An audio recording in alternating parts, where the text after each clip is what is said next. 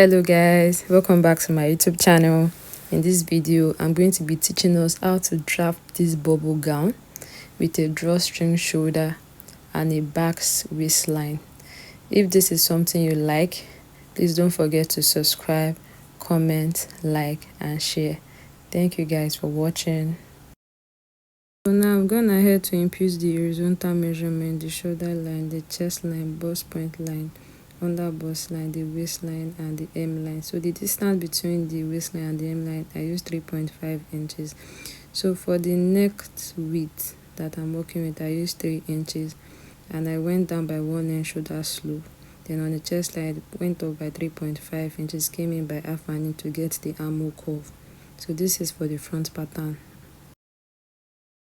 Now I'm going to be placing the nipple to nipple measurement. So I'm using this just as a guide because this dress is dartless. I don't really need this line, but I'm just using it as a guide because of the bust dart.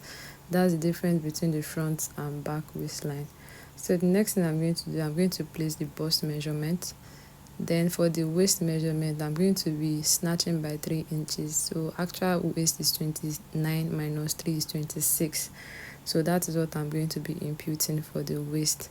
Then I'm going to come down by 1 inch. If you look at the dress carefully, it's not starting directly on the waist. So I'm just going to come down by 1 inch. From there, we are going to get our back. So remember, from the waistline to the hem line, I said I added 3 inches. But now I'm going to be adding half an inch to it. So I'm just going to rule a straight line across, just like this. So I'm just going to use my marker to highlight the line to make it visible. The next thing I'm going to do is going to go ahead and connect the lines just like this. So I'm going to do the same to the waistline like this. So this is what we have. So the next thing, I'm going to get the bust dart like this. So I'm going to rule a straight line across. So this is why I imputed the nipple to nipple measurement. So for the neckline, from that 3 inches I marked, I'm just going to connect it up to the bust point.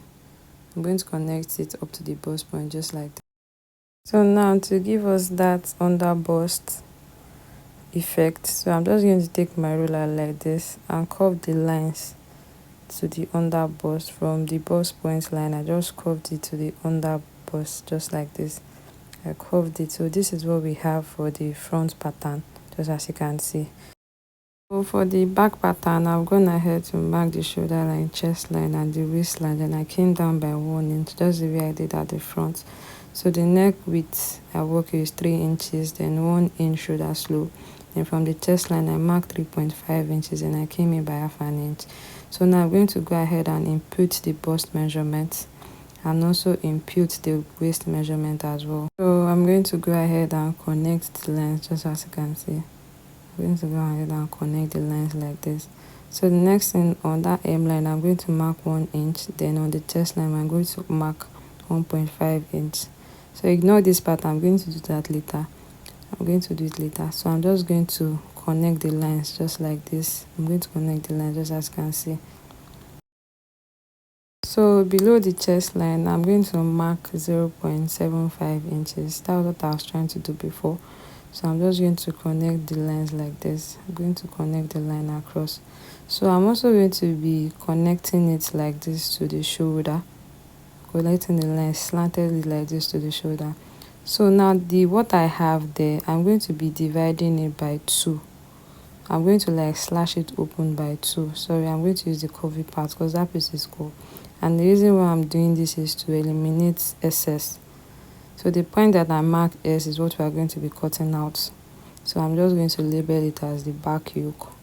And this is the body of the back that has the for the front part, I'm just going to get the middle and rule a straight line like this. Then slant it up and down by 0.25. Let me say we are taking half an inch. So this is to eliminate bulging of the shoulder. So I'm just going to go ahead and close it like this.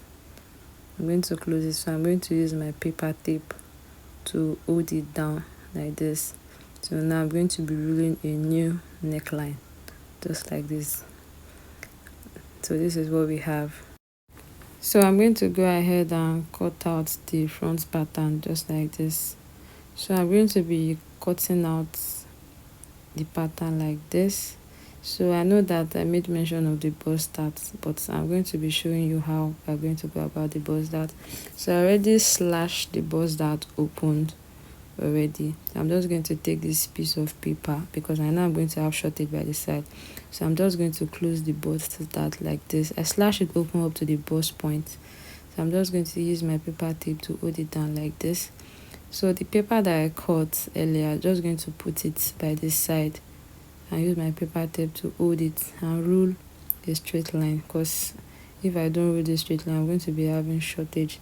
So I'm just going to go ahead and trace it out like this. So this is what we have for the front pattern. So I'm going to go ahead and label it just like this.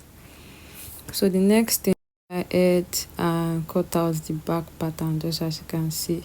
So you look at what I'm doing to carefully cut yours as well.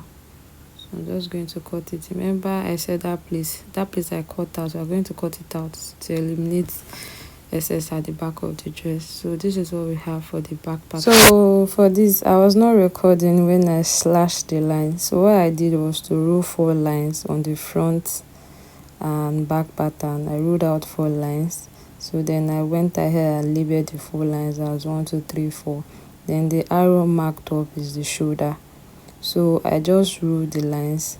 So I didn't cut it all out. I cut it up to that point. You're not going to be cutting it out. It's only on the shoulder that you're going to be doing the slash and spread because of the drawstring on the shoulder area. So I did the same thing for the back as well, just as you can see. So now I'm going to take a new piece of paper so I can slash the pattern open on the paper.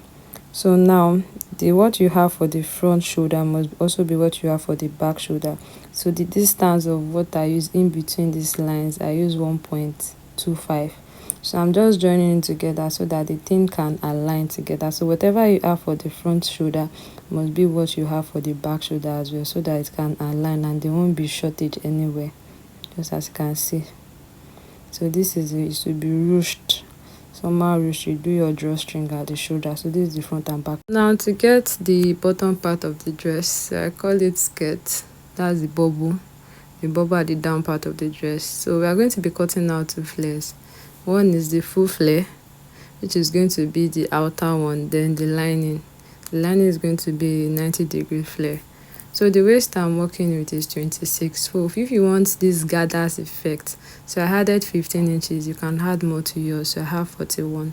So for the radius, 41 divided by 6.28 will give me 6.5. So that's the radius. And the length is 19 inches.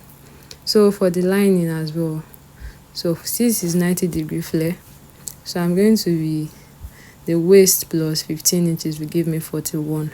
To get the radius of the flare that I'll be cutting out, I'll use 41 divided by 1.57 will give me 26. And the length I'm working with is 13. This is because you are going to be having more. The lining will be a little bit shorter, to be like 3 inches shorter than the actual length. So that is why I have it as 19 inches for the actual flare and 13 inches for the lining. So for the 360-degree flare, you are going to fold your fabric into 4 just like this. I'm going to fold it into 4 just like this. So for this, because of this pattern paper I'm working with, you know the radius is 6.5. So we are just going to work with 3 inches. So I'm just going to use 3 inches to indicate 6.5. So I'm just going to mark it like this, then connect the lines just like this. I'm sorry that the lines are not visible, there's no light. So then I'm just going to make the length 6 inches just like this, 6 inches. So I'm just going to go ahead and connect the lines just as you can see. So as I said earlier, the actual length of the skirt will be 19, but the lining is going to be shorter. It's not going to be the same length. Maybe you can short it by 3 inches or 4 inches. So this is what we have for this full circle flare. Then you go ahead and open it up just like this. So this is what we have. You go ahead and open it up just like this. So I'm going to go ahead now and cut the one for the lining. So for the one for the lining, You are not going to be dividing your pattern into 4. Your pattern is just going to be straight like this. So since we are using radius of 26, so I'm going to mark 6 inches round just to indicate 26. Then for the length, remember I said it's going to be shorter. This is the lining.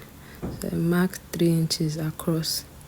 So I'm going to go ahead and connect the lines just like this. So I'm going to go ahead and cut out the pattern paper. So this is the lining.